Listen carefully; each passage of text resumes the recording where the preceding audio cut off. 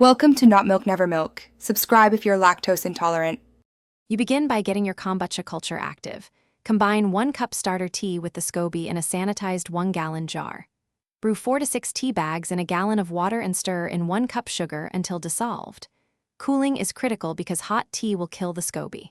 Once cooled to room temperature, pour tea into the jar, add the starter, and cover with a breathable cloth. This jumpstarts fermentation by creating the right pH and feeding the microbes. You let the batch ferment for 7 to 10 days at about 72 to 78 degrees Fahrenheit. Stable temperature matters for consistent acids and carbonation potential. Once done with the initial setup, make sure to taste starting day 5. This tells you when sugars are consumed and acidity reaches your preference. While the SCOBY floats and forms new layers, keep the jar covered with cloth and a rubber band to block contaminants but allow gas exchange. This is how the culture develops a proper balance of yeast and bacteria. You bottle the kombucha for secondary fermentation to achieve sparkle.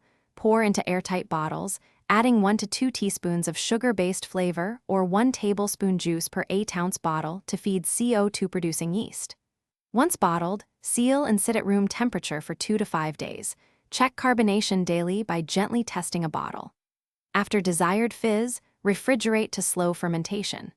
If bottles become overpressurized, carefully open to release.